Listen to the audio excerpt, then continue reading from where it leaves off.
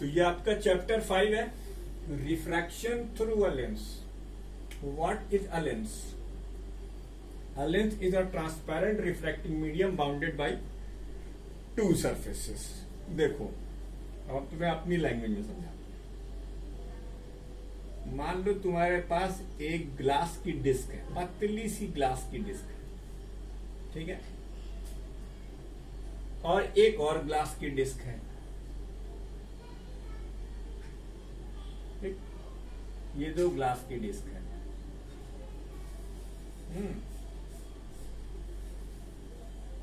अब ऐसे हमने रखी हुई है। एक काम करते हैं,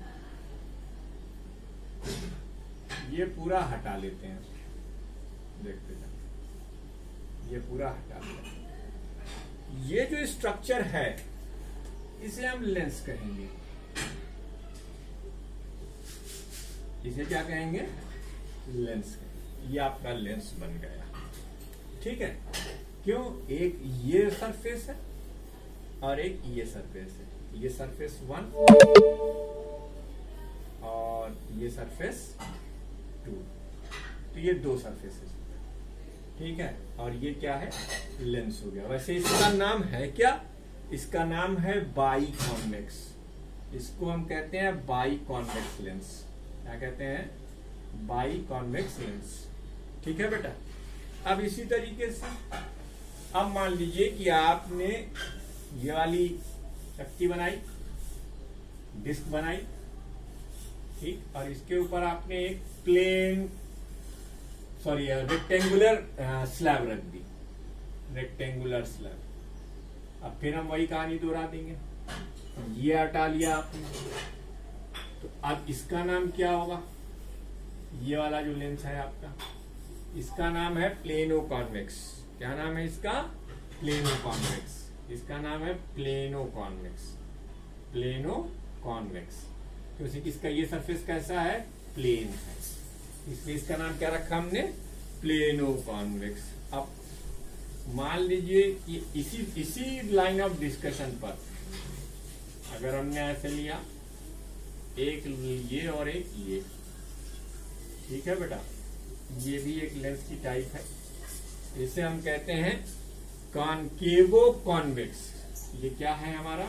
कॉनकेवो कॉन्वेक्स लेंस, ठीक। ये क्या है? कॉनकेवो कॉन्वेक्स लेंस। नोट करिए इसको।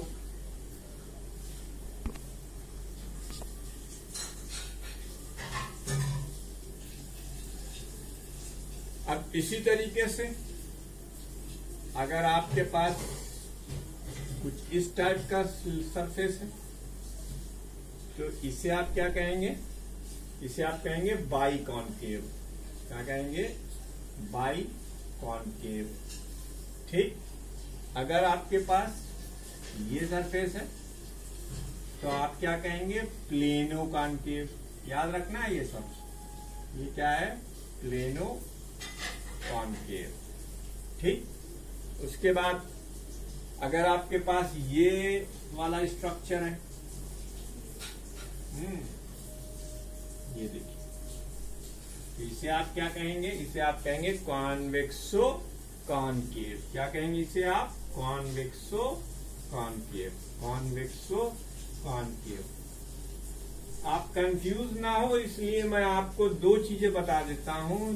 लेंस का यूजुअली एक क्लासिफिकेशन होता है दो टाइप में। एक होता है कॉन्वेक्स, यानी जिसे हम ये वाला लेंस कहते हैं, ये एक होता है, और एक होता है कॉनकेव। अगर रिफ्रैक्शन एयर ग्लास मीडियम से हो रहा है तो फिर इसको हम कन्वर्जिंग कहेंगे। ये हमेशा रे को कन्वर्ज कराता है, तो कन्वर्जिंग। अगले टॉपिक में हम वो भी देख लेंगे।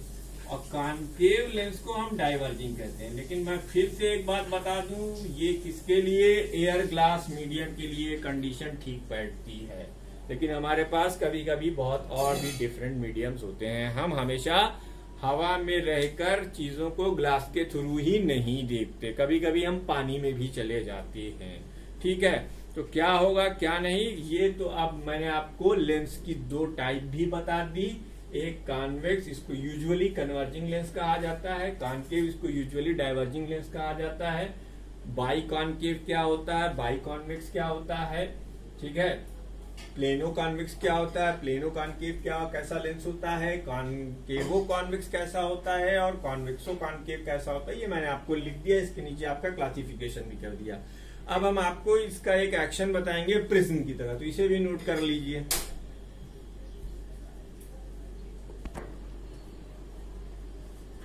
इससे पहले कि हम आगे बढ़े, हमें कुछ टेक्निकल टर्म डिस्कस कर लेने चाहिए लेंस से रिलेटेड। इसमें आपका सबसे पहला है सेंटर ऑफ कर्वेचर्स, ठीक है, सेंटर ऑफ कर्वेचर। इस ना लगाओ। अब देखो, जब मैंने लेंस का डिस्कशन स्टार्ट किया था तभी आपको बताया था कि एक ये आपने डिस्क लिया,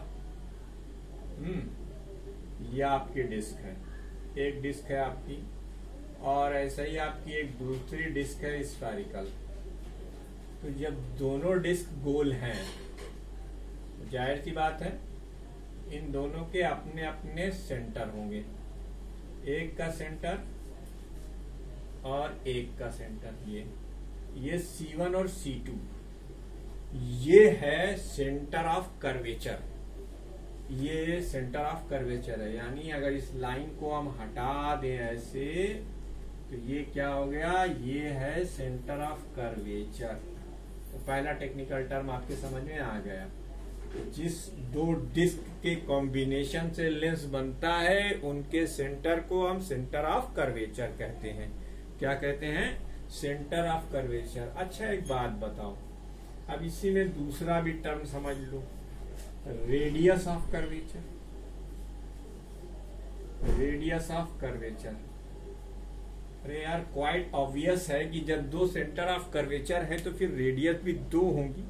कौन कौन सी, बहुत ध्यान से देखने वाली बात है। एक तो देखो ये डिस्टेंस, ये पहला सेंटर ऑफ कर्वेचर यहां तक, ठीक, और दूसरा ये डिस्टेंस, यानी यहां से यहां तक, ये रेडियस ऑफ कर्वेचर। क्या है radius of curvature? What is the definition of radius of curvature? The radius of the sphere. The radius of the sphere. The radius of the sphere, whose part is the lens surface. Whose part is the lens surface. Whose part is the lens surface. Whose part is the lens surface is called the radius of curvature. Radius of curvature. Radius of curvature of that sphere, that surface of the lens, that surface of the lens, ठीक। तो ये R1 हो गई ये distance, और R2 हो गई ये डिस्टेंस। मैंने ये फिगर में दोनों मेंशन कर दिया है। ठीक इसी तरीके से अब अगर ये वाला लेंस होता, यानी इसे आप क्या कहते हैं, इसे आप बाई कॉनकेव लेंस कहते हैं। इसके लिए एक सेंटर ऑफ कर्वेचर ये और दूसरा सेंटर ऑफ कर्वेचर ये, ठीक है।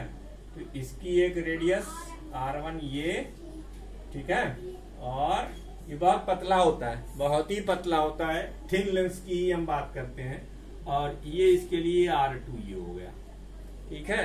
ये रेडियस ऑफ कर्वेचर, ठीक। अच्छा, इन दोनों का जो एक कॉमन सेंटर होता है उसे हम ऑप्टिकल सेंटर कहते हैं। इसके बारे में हम नेक्स्ट बोर्ड पर करेंगे, पहले आप ये फिगर बना लीजिए, ठीक है। ये जो पॉइंट है इन दोनों का मिडिल पॉइंट, इसे हम ऑप्टिकल सेंटर कहते हैं। वो भी मैं लिखवा देता हूँ, आप नोट कर लीजिए ये दोनों